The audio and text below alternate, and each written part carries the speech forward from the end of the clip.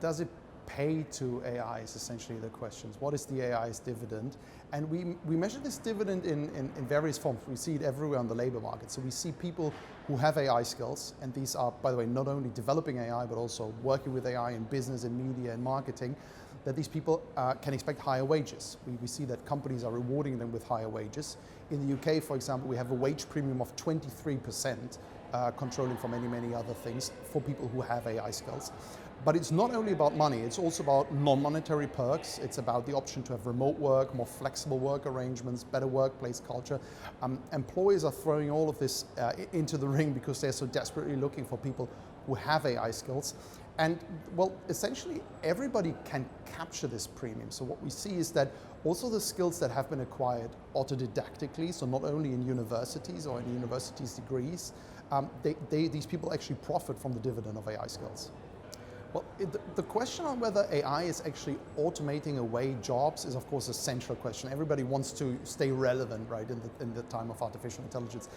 We do not have evidence that entire roles are disappearing. So, and when it comes to these types of judgment or thinking of how AI is interacting with humans, is interacting with the labor market, it's always important to think of tasks, on individual skills, individual tasks. And there we do see, of course, that certain tasks are being automated away. Writing emails, wrapping up a business report, writing a speech, or even graphic design task, for example. And of course, these tasks are handed over to AI, but this does not necessarily mean that the occupation disappears. The occupation changes significantly, and that's what we're seeing on the labor market. Yeah, so people actually wonder, like, what are the skills that I need to stay relevant? What are the skills that I need to harvest this dividend in times of technological change? I think there are two types of skills that you might want to focus on. One are AI skills, and again, this is not so much about developing AI. This is not about machine learning engineers necessarily alone. It's also about people who know how to integrate AI in whatever they do. It's marketing, it's sales, it's advertisement, for example.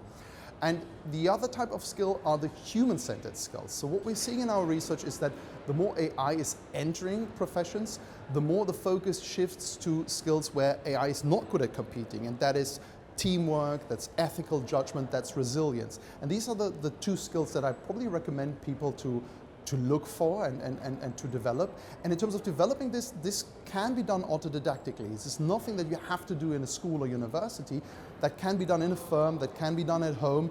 And it's important maybe to focus on the signal that you're sending. So what I'm trying to say is to have a credential for that. There are great courses online where you can, in a week or two, get a micro-credential for these skills and signal to the labor market that you're capable in this technological transition.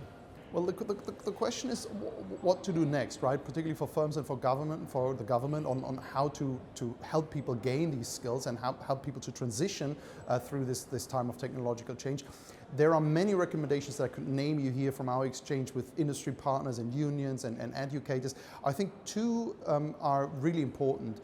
One is to recognize that much of the skill building is not so much necessarily happening in universities and schools. It's often happening in firms. People are learning new things on the job. And I think it's important to recognize this and encourage firms to encourage their employees to do that, but also maybe financially support them to have the means to do that.